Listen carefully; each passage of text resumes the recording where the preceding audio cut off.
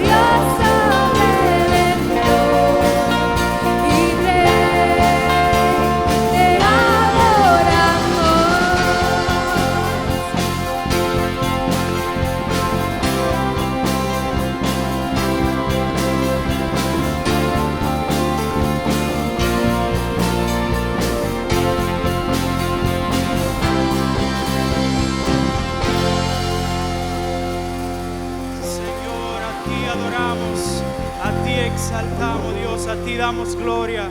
Gracias, Señor. Cantemos a nuestro Dios, sublime gracia.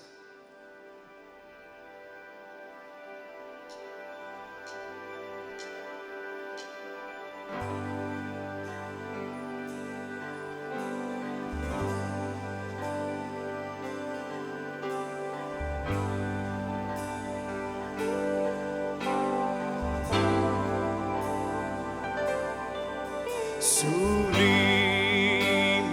gracia del Señor, que a un infeliz salvó. Fui ciego, mas hoy miro yo, perdido, y Él me halló.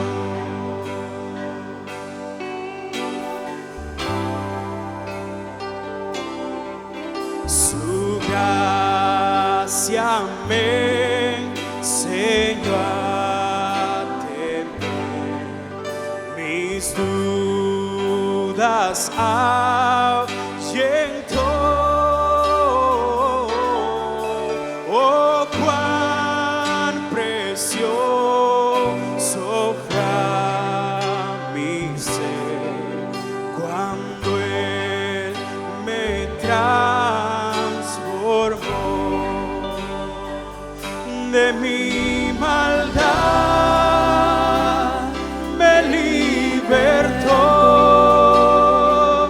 En mí no hay condenación. Su gracia en mí, su gracia en mí,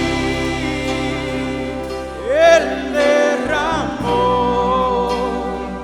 Sublime gracia del Señor. Oh sí, Señor.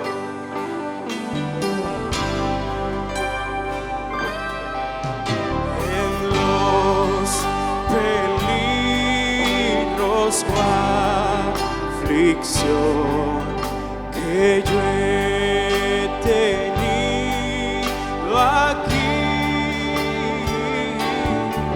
su gracia siempre me libró y me guiará feliz. De mi maldad, de mi maldad me libertó. En mí no hay condenación. Su gracia en mí, Él derramó. Sublime gracia del Señor. Alza tu voz a Dios. De mí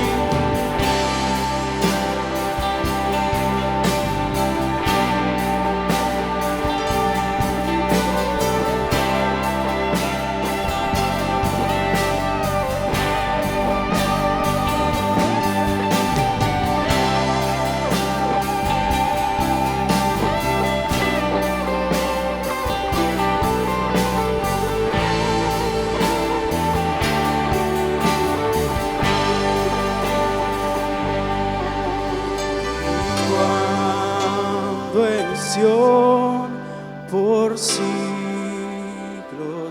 Quiero oír tu voz, iglesia. Cual sol.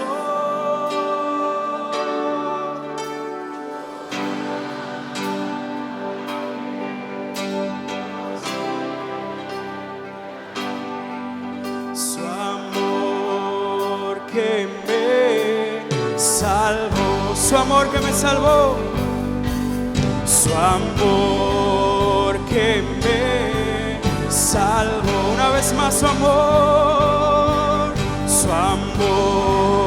que me salvó. De mi maldad me libertó. De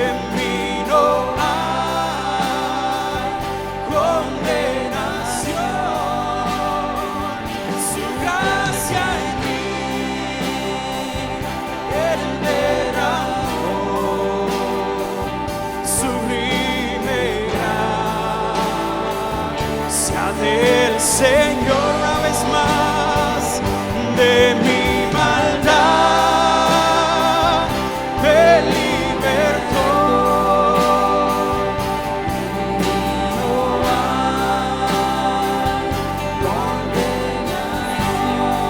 Oh, su gracia en mí, Él derramó, sublime gracia del Señor,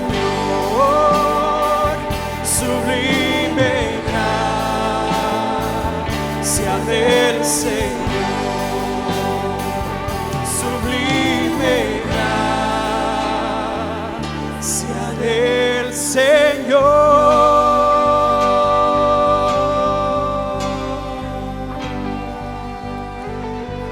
Te alabamos, Jesús. Gracias por salvarnos, por librarnos de la muerte eterna, Dios. Estamos en victoria porque tu gracia nos ha alcanzado, Señor. ¿Cuántos pueden cantar conmigo una vez más? De mi maldad me libertó, en mí no hay condenación. Su gracia en mí, Él derramó, sublime gracia del Señor. Te alabamos, Jesús. Bendecimos tu nombre por todo lo alto, Dios. Te engrandecemos a ti, Dios eterno y glorioso. En el nombre que es sobre todo nombre, Jesucristo. Amén y amén.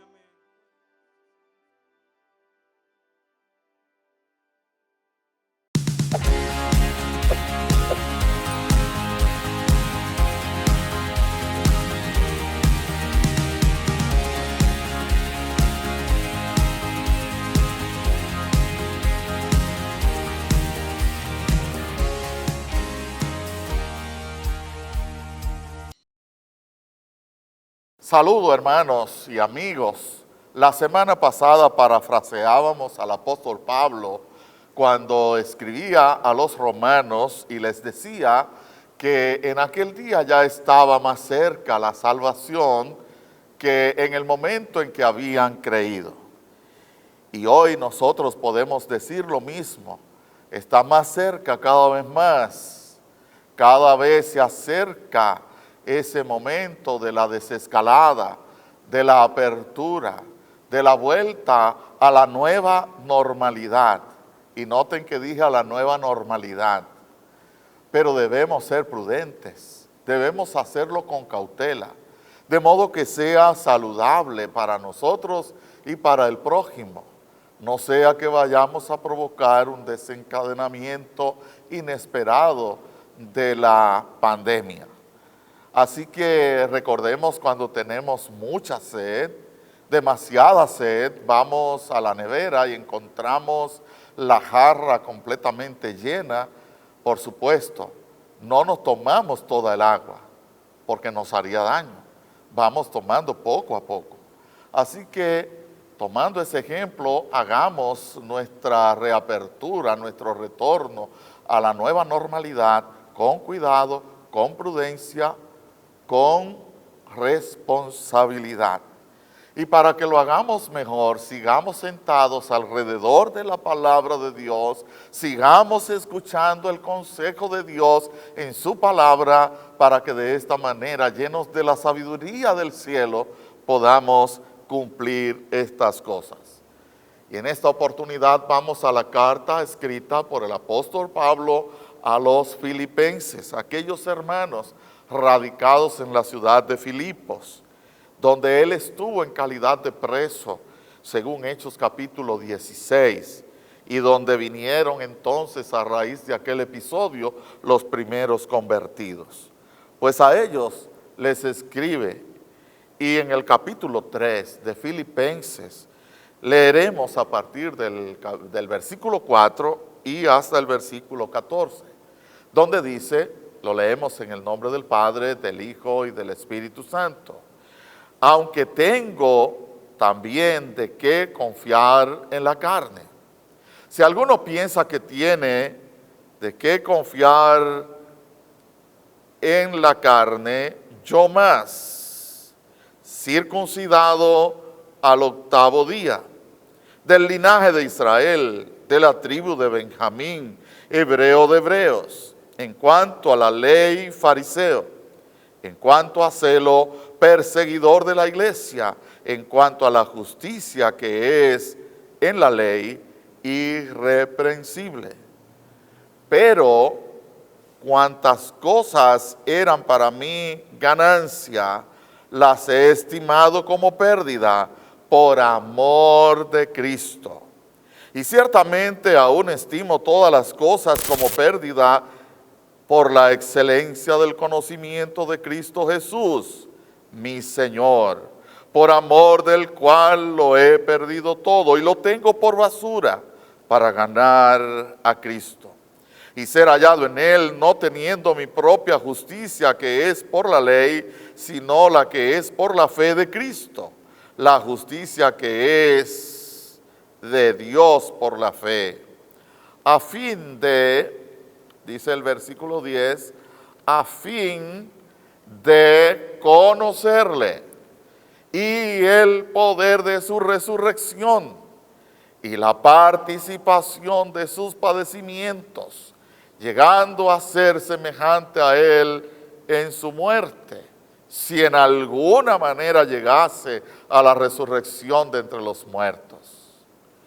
Y dice el verso 12, no que lo haya alcanzado ya, ni que ya sea perfecto, sino que prosigo por ver si logro asir aquello para lo cual fui también asido por Cristo Jesús.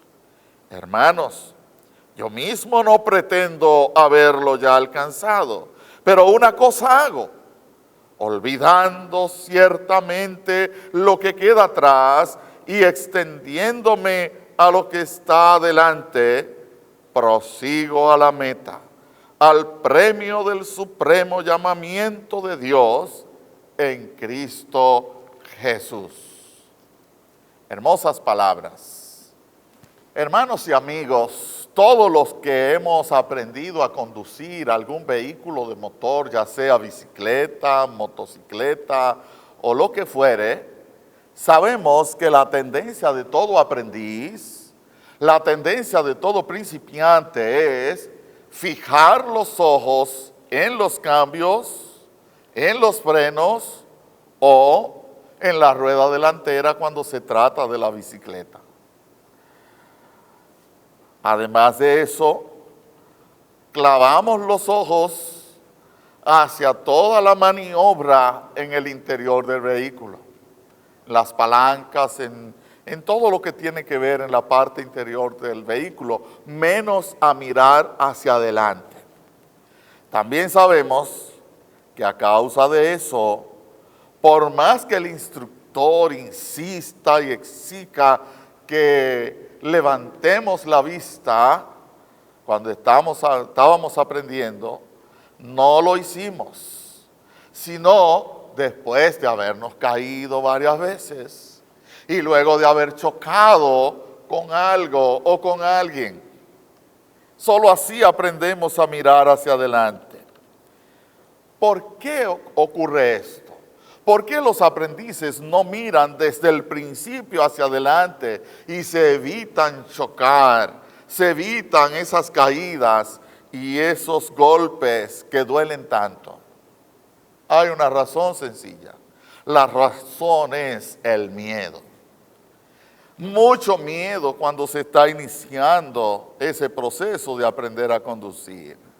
Sin embargo, paradójicamente, contradictoriamente, ese miedo se va perdiendo con las caídas, con los choques y con todo el proceso.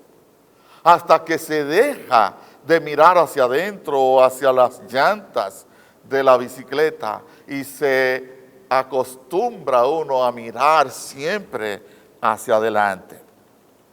A propósito de esa realidad, a propósito de esa experiencia, el apóstol Pablo entendió muy bien la necesidad que tiene el creyente de mirar hacia el futuro desde el presente.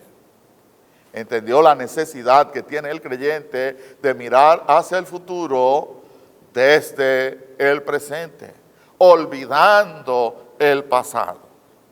Por eso Pablo escribió sobre ese tema en varias de sus epístolas, incluyendo, por supuesto, el pasaje que acabamos de leer en Filipenses 3, 4 al 14, donde él habla precisamente de su experiencia personal, tanto en cuanto a lo que tenía que ver con su vida cristiana, con el día a día de su vida cristiana, como con su ministerio.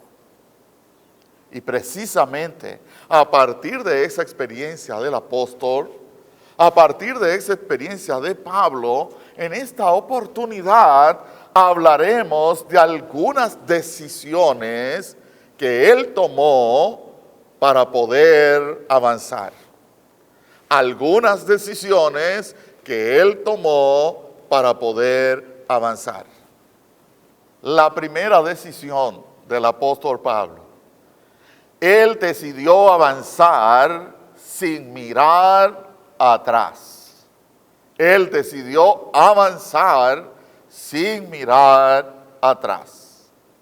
En todos los tiempos, la Iglesia de Cristo ha tenido desafíos y enemigos que vencer, incluyendo la iglesia del primer siglo, la iglesia primitiva, que a veces erróneamente se piensa que era una iglesia perfecta o sin problema. En realidad no lo era. Tuvo que enfrentar sus propios desafíos. El principal desafío que tuvo que presentar la iglesia en el primer siglo fue el proceso de transición del judaísmo al cristianismo. El proceso de transición de la tradición judía a la doctrina del cristianismo. Ese hecho está muy claro en las cartas de Pablo, las cuales él utilizó para escribir y poner en su puesto a los judaizantes. Él escribió, él utilizó parte de esas cartas, de alguna de esas cartas, para poner en su puesto a algunos de los judaizantes, es decir, de aquellos maestros y predicadores que querían obligar a los nuevos creyentes a guardar la ley de Moisés, independientemente de si eran judíos o si eran gentiles. Independientemente de la nacionalidad, independientemente de su procedencia, había maestros y predicadores en el primer siglo, en el seno de muchas de las iglesias, que querían obligar a los nuevos creyentes a judaizar. ¿Y qué es judaizar? Eso que acabo de decir. Querían obligarlos a guardar la ley de Moisés, fueran judíos o fueran gentiles, sin importarles que ya eran nueva criatura en Cristo y que ya todas las cosas habían pasado y todas eran hechas nuevas. No les importaba eso. Precisamente esa era la situación en la iglesia de Filipos. Por eso, por esa razón, en la segunda parte de Filipenses 3:4, en la segunda parte del versículo 4, capítulo 3, Pablo dijo lo siguiente: si alguno piensa que tiene de qué confiar en la carne, yo más. Desafiando a los judaizantes, desafiando a los maestros y predicadores anclados en el pasado. Al decir estas palabras, el escritor abrió dos puntos. Si usted tiene su Biblia a mano, usted puede ver que después de decir Si alguno piensa que tiene de qué confiar en la carne, yo más. Él abrió 2 puntos. ¿Por qué razón? Bueno, porque iba a enumerar, iba a explicar las razones por las que humanamente, y subrayo esto, por las que humanamente él pudo haberse sentido confiado para judaizar. Él pudo haberse sentido confiado en sí mismo para no depender de Cristo. En efecto, en los versículos 5 y 6, Pablo escribió de sí mismo lo siguiente, describiendo esas razones en las que pudo haberse apoyado humanamente. Dice en el verso 5, circuncidado al 8º día, refiriéndose a sí mismo, circuncidado al 8º día, del linaje de Israel, de la tribu de Benjamín, hebreo de hebreos, en cuanto a la ley, fariseo, en cuanto a celo, perseguidor de la iglesia, en cuanto a la justicia que es en la ley, irreprensible. Es como si estuviéramos leyendo los puntos del currículo del apóstol Pablo antes de convertirse a Cristo. Los puntos de su hoja de vida antes de conocer el Evangelio. Los puntos de su experiencia en su vida pasada. Se trata pues de 7 puntos muy interesantes en los que pudo él haberse apoyado, en los que pudo él haberse anclado para judaizar como los otros. Veamos los detalles. Veamos uno por uno estos puntos que él resaltó en los versículos 5 y 6. El primer punto es que evocó su relación con el pacto de Dios con Abraham, con Isaac y con Jacob, sus antepasados. Es decir, el pacto de Dios con los patriarcas. Él se ancló ahí, diciendo circuncidado al 8º día, y esto remite a su relación, repito, con el pacto hecho con Abraham en Génesis 15, en Génesis 12, en Génesis 17, confirmado ese pacto, en fin, a través de toda la Escritura, sobre todo en el Antiguo Testamento. De esa manera, él advirtió que nadie lo aventajaba en el judaísmo, porque él era judío por nacimiento, porque era judío desde su niñez. Por eso resalta, circuncidado al 8º día. Inmediatamente después, habló en el mismo versículo 5 de sus raíces nacionales y culturales. Sus raíces nacionales y culturales, como rasgo número 2. Al proclamar del linaje de Israel, sigue describiendo su situación anterior, del linaje de Israel. Es como si dijera, no soy un prosélito de esos adultos que vienen y se hacen judíos, se nacionalizan. No. Yo soy del linaje de Israel. Yo tengo una nacionalidad adquirida por sangre. Tengo una nacionalidad auténtica porque soy del linaje de Israel, judío de sangre. Asimismo, continuando en el verso 5, Pablo apeló a la relevancia de su origen, señalando que procedía de la tribu de Benjamín. Recordemos que Israel estaba organizado en 12 tribus. Y la tribu de Benjamín era una de ellas. Y dice él que su origen procedía de la tribu de Benjamín. Ese es el tercer aspecto y es sumamente relevante, sumamente importante. No es cualquier cosa. ¿Por qué razón? Porque después del reinado de Saúl, David y Salomón, el reino se dividió y ya no eran 12 tribus unidas, sino 10 tribus se fueron y formaron el reino del norte con Jeroboam, y 2 de las tribus quedaron en el sur en el reino de Judá, como capital Jerusalén, la ciudad de Jerusalén. De modo que Benjamín acompañó a Judá. De esa tribu de donde viene el apóstol Pablo, Benjamín se unió a Judá y formaron el reino del sur. ¿Y por qué esto es tan importante?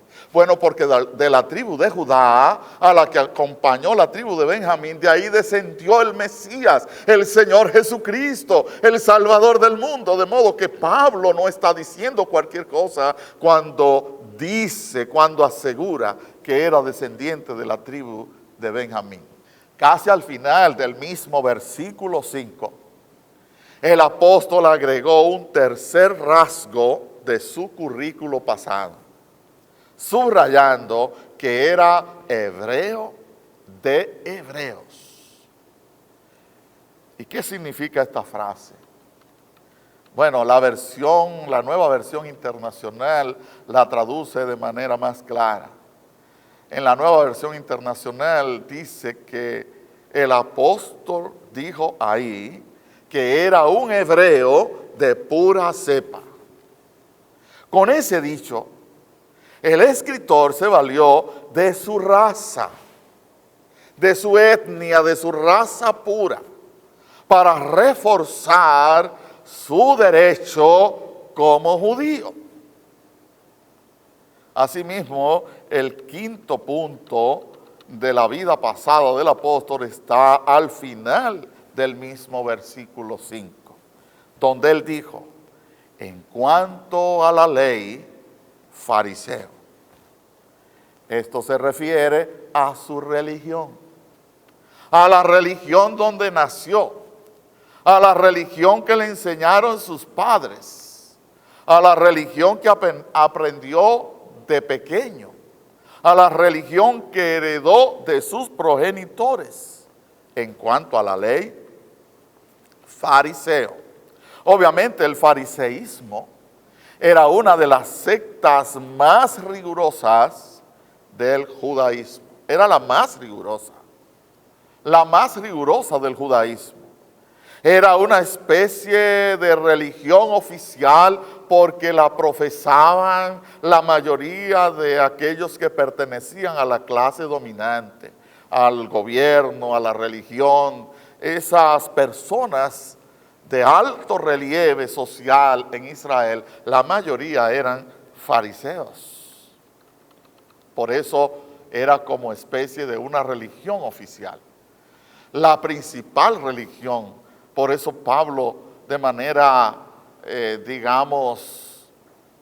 tan enfática, lo dice ahí al final del versículo 5. Claro está, en el versículo 6 encontramos dos características más. Dos características más en el versículo 6. La primera, que sería la sexta, dice el apóstol: en cuanto a celo, yo era perseguidor de la iglesia naciente, la iglesia que acababa de iniciar con Jesucristo resucitado, los apóstoles en el aposento alto, el discurso de Pedro en el día de Pentecostés, registrado en Hechos 2. Esa iglesia, por celo religioso, Pablo empezó a perseguirla, defendiendo precisamente su religión, defendiendo el fariseísmo.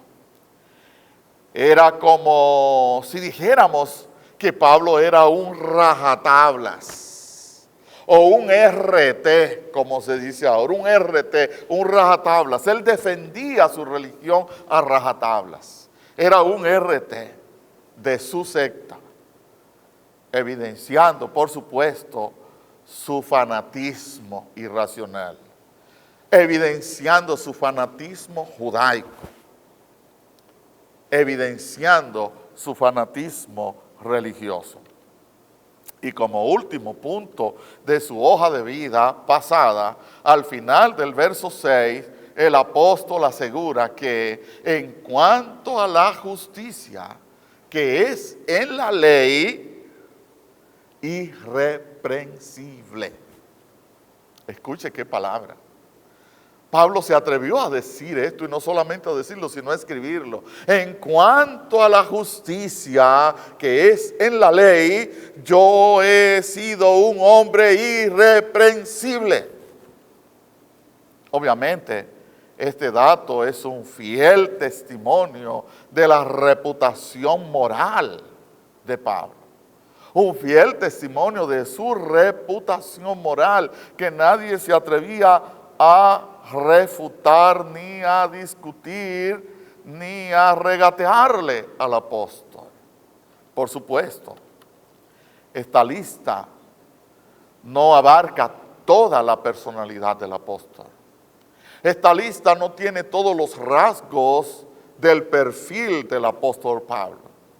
Pero son más que suficientes estas 7 razones, estos 7 argumentos que demuestran de manera clarísima la sinceridad y la autenticidad del judaísmo de Pablo, o sea, de Pablo como judío, como un judío nacionalista, como un judío religioso, como un judío a carta cabal, como un judío, como un hebreo de hebreos, como un hebreo, repito, como un hebreo de hebreos, como un judío de pura cepa.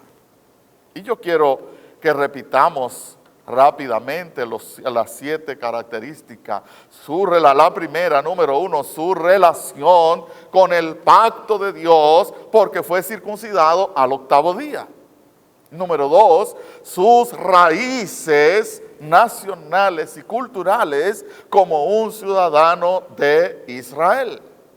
Número 3, la relevancia de su origen, porque era de la tribu de Benjamín, que junto con la tribu de Judá habían formado el reino del sur, y de donde descendió Cristo, el Mesías, el enviado de Dios para la salvación. En cuarto lugar, la raza pura. Él evocó su raza pura como un hebreo de hebreos o como un hebreo de pura cepa. Número 5, también habló de su religión, heredada de sus padres, que era como especie de una religión oficial porque la mayor parte de la clase dominante la profesaba. Número 6, su condición de rajatablas o RT en cuanto a su fanatismo celoso, persiguiendo incluso la iglesia del Señor Jesucristo. Y número 7, su reputación moral, cuando él exclama que en cuanto a la ley era irreprensible. Son 7 argumentos irrefutables. Son 7 argumentos sólidos que él pudo haber usado como apoyo para judaizar y no lo hizo. Que él pudo haber utilizado para confiar en sí mismo y no en Cristo, pero prefirió confiar en Cristo. Incluso, recordemos que el número 7 en la cultura judía se refiere a algo que está completo. De modo que aunque no están todos los rasgos de la fisonomía de Pablo, aunque no están todos los puntos relativos a su perfil, es como si aquí se hablara de un hombre completo, de un hombre cabal, de un hombre casi perfecto. Sin embargo, amados hermanos y amigos, sin embargo, a pesar de todos esos méritos humanos, no inventados sino reales, A pesar de todos esos méritos humanos, el Señor Jesús cambió para siempre el corazón y el enfoque del apóstol Pablo, que antes era Saulo y de ahí en adelante se convirtió en el apóstol Pablo. Ese encuentro con Jesús camino a Damasco cambió para siempre su perspectiva, su enfoque, cambió para siempre su forma de mirar las cosas. Y eso se evidencia en los versículos 7 y 8, donde él escribe: pero cuántas cosas eran para mí ganancia, las he estimado como pérdida. Como pérdida. Y mire la razón: por amor de Cristo. Por amor de Cristo. Por amor de Cristo. Y dice el verso 8: y ciertamente aún estimo todas las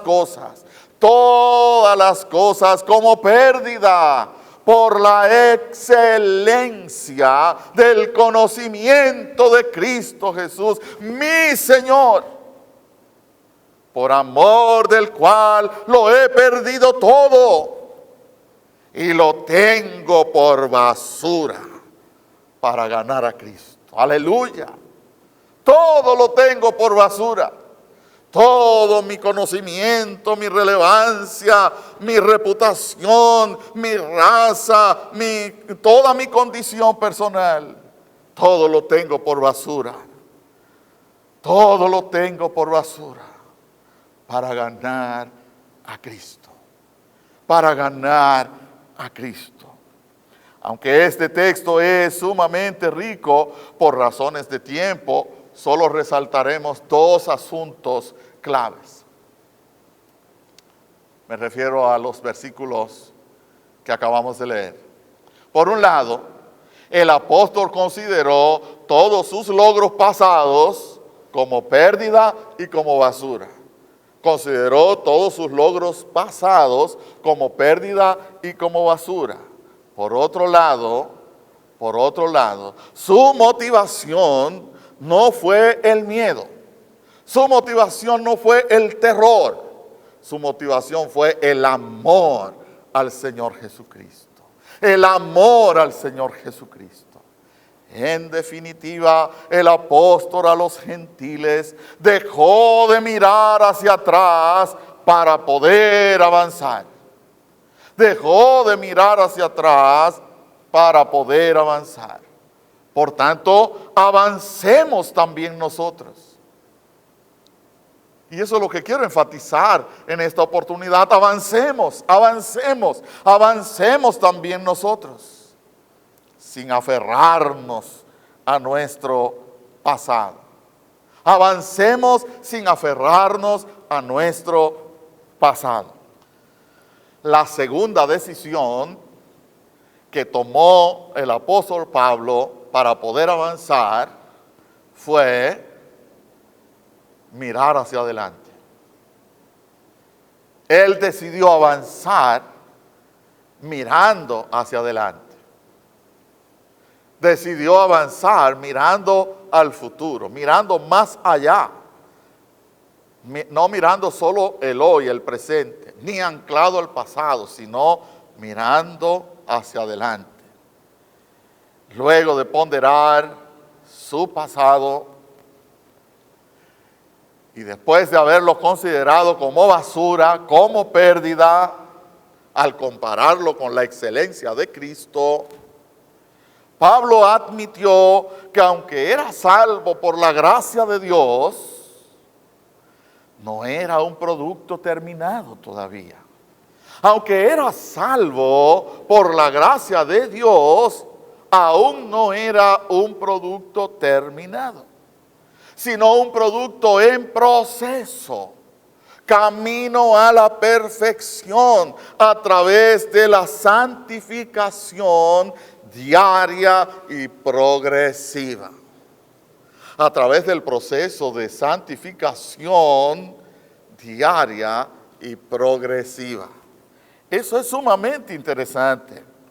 El creyente no crece de un solo golpe, va creciendo poco a poco. Por eso la gente a veces a una persona convertida lo juzga, lo maltrata, lo enfrenta. Pero es que un nuevo convertido va a ir creciendo poco a poco conforme vaya creciendo la imagen de Cristo en su vida.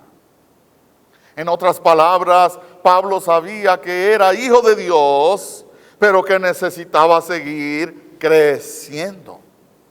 Creciendo en el conocimiento y en la gracia de Dios, a fin de parecerse todos los días más y más al Señor Jesucristo. Porque esa es la meta. Esa es la meta del cristiano, parecerse cada día más al Señor Jesucristo. Para que entendamos mejor este planteamiento, pensemos en esta pregunta. ¿Qué produce una semilla de mango? Una semilla de mango, ¿qué produce? Estoy seguro, casi seguro, que ustedes habrán dicho ahí, escuchándome, que una semilla de mango no va a producir aguacates, no produce naranjas, no produce limones. Ustedes posiblemente han dicho que una semilla de mango lo que produce es mangos. Pero aunque eso parece lógico, no es así. Sencillamente no es así. ¿Por qué no es así? ¿Por qué no es de esa manera? ¿Por qué una semilla de mango no produce mangos? Sencillamente porque dentro de la semilla no hay frutos. Lo que hay dentro de la semilla es una mata, un árbol en potencia. Y una mata entonces produce miles y miles de frutas a causa de una sola semilla. Del mismo modo, en cada creyente genuino,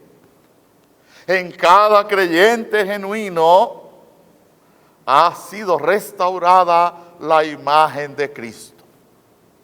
¿Y por qué hablamos de restaurada? Porque fuimos creados a imagen y semejanza de Dios, conforme a Génesis, los primeros capítulos, el capítulo 2, capítulo 1 y 2, creados a la imagen de Dios. Pero esa imagen perdió su brillo, perdió su esencia con la caída de Adán.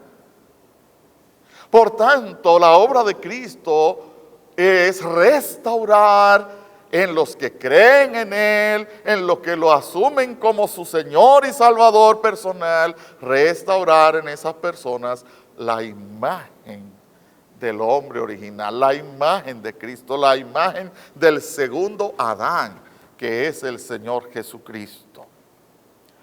Por tanto, cada discípulo debe producir más discípulos. Cada discípulo debe producir más discípulos. Y la imagen del Maestro, restaurada en cada uno, tiene que ir creciendo progresivamente. Tiene que ir creciendo necesariamente de manera progresiva, poco a poco. Como dice un texto que me gusta bastante en el libro de los Proverbios, el capítulo 4, versículo 18. Allí dice, en Proverbios 4, 18, dice, la senda de los justos es como la luz de la aurora cuando amanece en la mañana, es como la luz de la aurora que va en aumento hasta que el día es perfecto.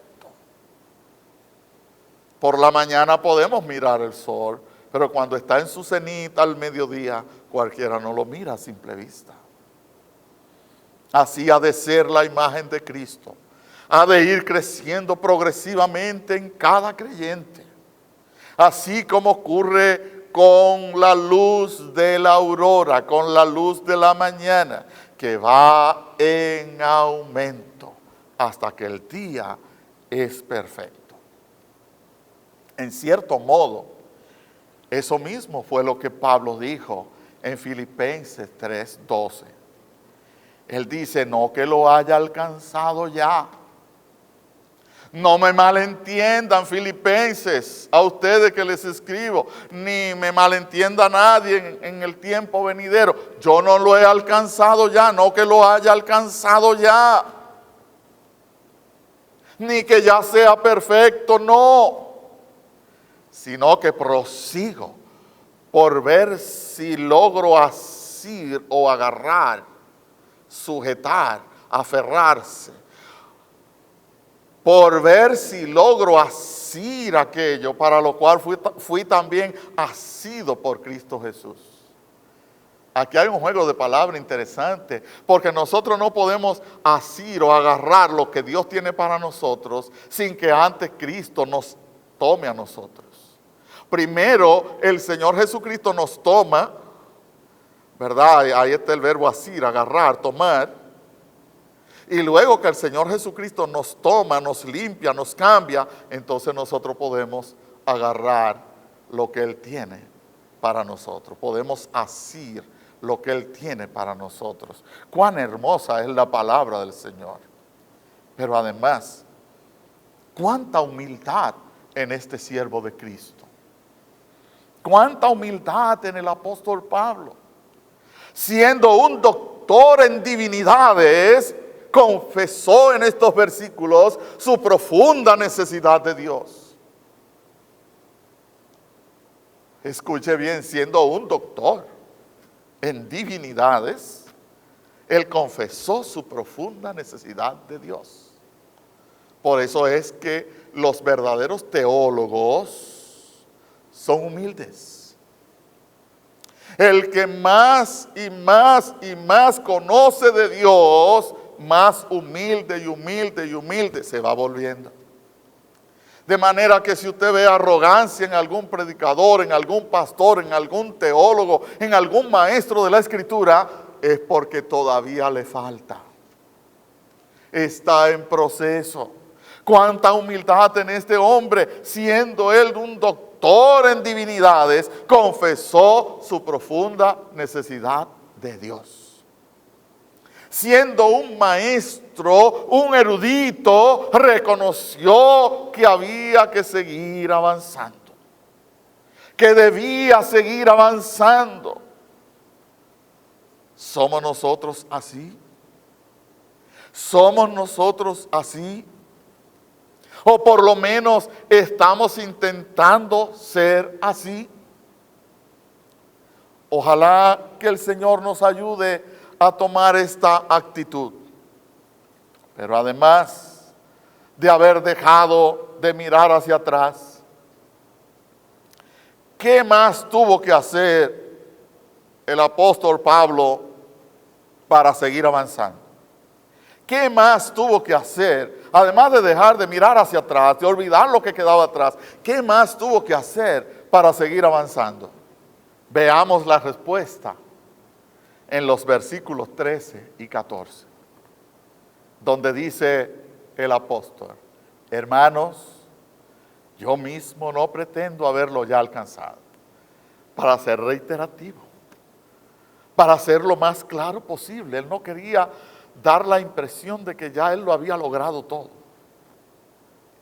a pesar de la estatura que tenía. Cuánto más yo, cuánto más nosotros, amados hermanos. Hermanos, yo mismo no pretendo haberlo ya alcanzado, pero una cosa hago. O sea, no se quedó inerte, no se quedó tranquilo.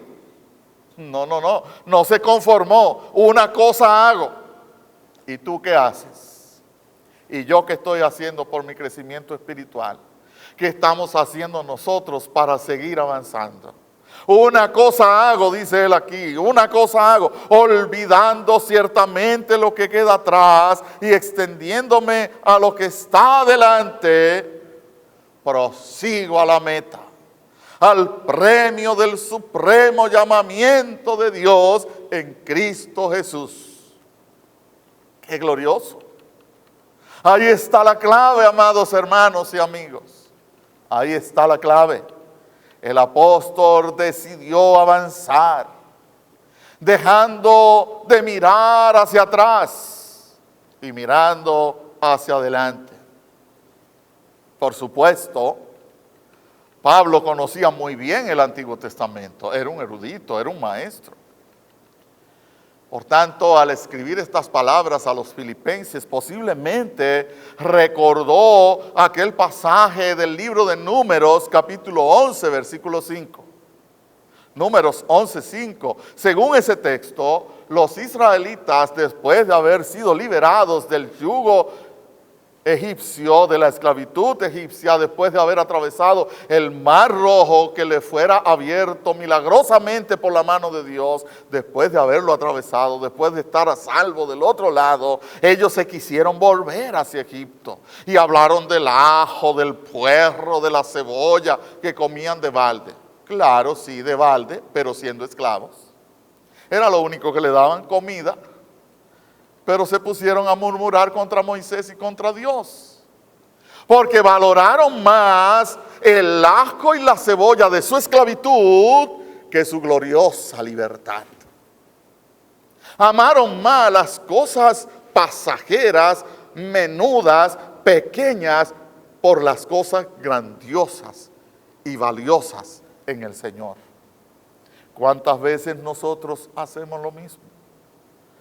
Como se ve, los que permanecen en sus recuerdos egipcios de ajo y de cebolla, se quedan en la sequedad de su desierto.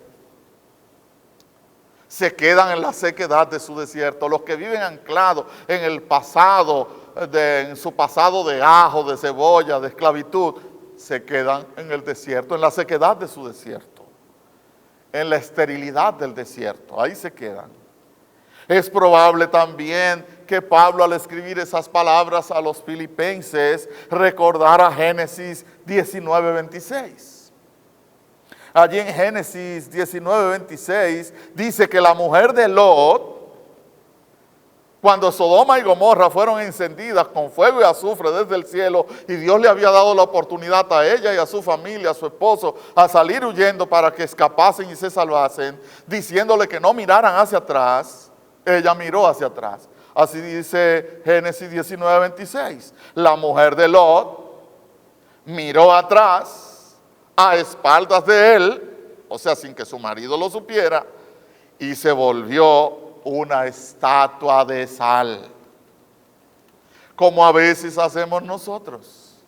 Ella colocó sus muebles, sus trastes, sus alfombras, sus bienes materiales por encima de su propia vida, y más alto que su relación con Dios.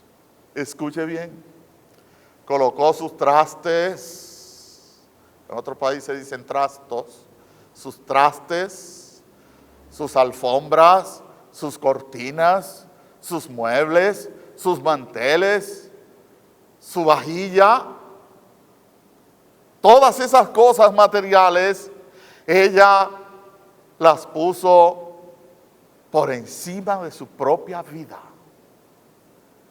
Y más alto, en lugar más alto que su relación con Dios. Es decir, los que viven atados al pasado no avanzan. Los que viven atados al pasado no avanzan, amados hermanos. Los que viven atados al pasado no avanzan, amados amigos, porque se frisan en su propia estatua salada. Se frisan y se salan en su propia estatua, en su propia actitud materialista y absurda. Dicho de otro modo, los que siempre están mirando hacia atrás, chocan o se caen, pero no avanzan. El que siempre está mirando hacia atrás, choca o se cae, pero no avanza. No llegan a ningún lado. El apóstol Pablo nos dio un gran ejemplo. Nos ha dado un gran ejemplo en estos versículos de Filipenses 3, 4 al 14. Nos ha dado un ejemplo totalmente diferente al de la mujer de Lot, que miró hacia atrás, Un ejemplo totalmente diferente al de los israelitas que después de haber pasado el Mar Rojo se quisieron volver solo por ajo y puerro y cebolla. Él decidió avanzar, olvidando lo que quedaba atrás y mirando hacia adelante. Él decidió avanzar, olvidando lo que quedaba atrás y mirando hacia adelante. En conclusión, amados hermanos y amigos, ¿no sería sabio que nosotros recibiéramos estas enseñanzas gloriosas de la palabra y no la aplicáramos a nuestra vida? Sería una insensatez de parte nuestra recibir este manjar de la palabra, esta riqueza de la palabra, estos principios de la palabra de Dios y que no lo aplicáramos a nuestras vidas. Sería como la persona que va al médico y compra todos los medicamentos, pero no se los toma. En ese sentido, debemos nosotros pensar seriamente en aplicar estas verdades a nuestras vidas. En aplicarlas en dos sentidos, en el sentido humano y en el sentido espiritual. En el sentido humano y en el sentido espiritual. En cuanto a lo humano, necesitamos entender que la vida de ahora en adelante será muy diferente a como era de febrero de este año hacia atrás.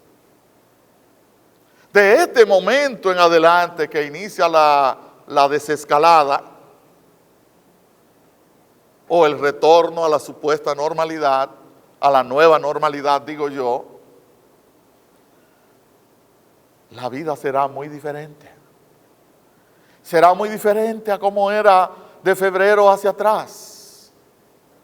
Eso usted lo podrá ir comprobando. Y en ese sentido tenemos dos opciones humanas. La primera, resistirnos a los cambios y perecer. Escuche bien, resistirnos a los cambios y perecer. O, número dos, asumir la nueva realidad. Asumir la nueva realidad con buena actitud y avanzar. Asumir los cambios que se van a verificar en cuanto a la vida, en cuanto a la cotidianidad, en cuanto al día a día, en cuanto a los quehaceres, el trabajo, la iglesia, el hogar, la familia, todo va a cambiar. O resistimos a esos cambios y perecemos, o asumimos la nueva realidad con buena actitud y avanzamos. Con relación a lo espiritual, no nos quedemos en el nivel en que estábamos antes de este momento. No nos quedemos en el mismo nivel de relación con Dios. Todos tenemos algún nivel de relación con Dios. Algunos tienen ninguno, pues esa es su relación con Dios, ninguna. Otros tienen una relación mínima, se están acercando. Otros tienen una relación mediana, otros tienen una relación más alta y así sucesivamente. Pero no podemos quedarnos en el mismo nivel de relación con Dios que el que teníamos antes de este proceso. En ese sentido, en el nombre del Señor, quiero animarles a que si antes no nos involucrábamos en la obra del Señor, vamos a involucrarnos. Vamos a involucrarnos de lleno en la obra del Señor, en todo aquello para lo cual hemos sido capacitados y habilitados por el Espíritu Santo. Si antes no compartíamos el Evangelio con nuestros relacionados, vamos a compartir el Evangelio a diestra y siniestra, a tiempo y fuera de tiempo. Vamos a hablarle de Cristo a la gente con palabra y con conducta, con palabra y con testimonio. Si antes no mostrábamos amor al prójimo, comencemos ahora por nuestra familia a amar más y a valorar más a nuestra familia. Sigamos con los vecinos y sigamos aún más allá, mostrando el amor de Cristo al prójimo.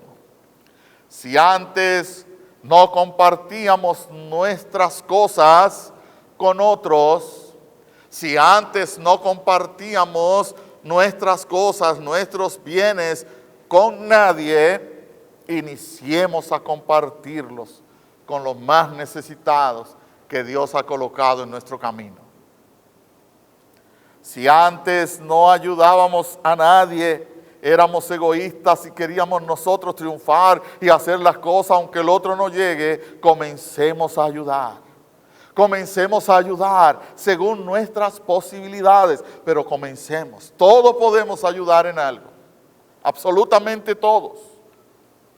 Si antes no orábamos lo suficiente, es tiempo de orar sistemáticamente, es decir, cada día. Haga una costumbre orar cada día. Aparte una hora, un lugar y esté con Dios 5, 10, 15, 20 minutos, media hora a solas con el Señor, sin que nadie lo interrumpa, como si fuera una cita, la más alta cita con el Señor. Si antes no leíamos la Biblia con devoción, empecemos a leerla y a estudiarla con entusiasmo. Usted, amigo, usted puede también estudiar la Escritura y nosotros podemos ayudarle en eso. Si usted necesita un estudio bíblico, nosotros podemos enseñarle lo que nosotros sabemos de la Escritura. Y sobre todo, si usted es de las personas que viven todavía aferradas a la religión de sus padres, porque esa fue la que me enseñó mi mamá y mi papá y no me muevo de ahí. Déjeme decirle que su papá y su mamá, si no estaban en el Evangelio, si no murieron en Cristo, estaban tristemente equivocados. Y usted no tiene por qué estar condenado, condenada a seguir en esa equivocación. Dios te ha dado a ti la oportunidad de rectificar. Dios te ha dado la oportunidad de rectificar ese camino. No te aferres a la religión de tus padres. Rompe las cadenas de ese pasado y aférrate al Evangelio. Conviértete a Cristo. Móntate en el carro de la salvación y mira siempre hacia adelante. No te preocupes por los frenos del carro de la salvación. No te preocupes por los cambios, porque Cristo es el chofer. Y Él tiene el control y Él te va a llevar a puerto seguro. No tiene por qué mirar hacia los cambios. Mira siempre hacia adelante. Mira siempre hacia adelante y confía en Cristo, porque Él te guiará. Absolutamente seguro estoy que Él te guiará a un lugar seguro, a un lugar maravilloso, a un lugar prodigioso, a un lugar glorioso, porque Él quiere trasladarte de las tinieblas a la luz, de la condenación a la salvación. Él quiere evitarte el viaje al infierno y franquearte las puertas del cielo para que escapes por tu vida. Hazlo en este día. Hazlo hoy antes de que sea demasiado tarde. Que Dios te bendiga. Que Dios nos bendiga. Que Dios nos ayude y nos siga enseñando para su gloria. Oremos. Que Dios nos bendiga. Que Dios nos ayude, que su gracia sea contigo, conmigo y con todos nosotros, para que guiados por su amor, sustentados por su misericordia, sigamos el camino sin mirar atrás, sino mirando siempre adelante siempre mirándolo a Él como nuestro ejemplo a seguir, siguiendo la senda de su palabra hasta el fin. Oremos. Padre nuestro, Dios glorioso, omnipotente, maravilloso, Dios de Abraham, de Isaac, de Jacob, de Pablo y Dios nuestro. Gracias por tu palabra, gracias por este momento. Bendice y usa tu palabra con poder. Oh Señor, la semilla de tu palabra ha sido anunciada y regada y sembrada en los corazones. Y tú dices a través del profeta Isaías que no volverán a ti vacías, sino que cumplirán el propósito para el cual la enviaste. Que así sea, Señor, para tu gloria y para nuestro gozo en Cristo Jesús. Amén.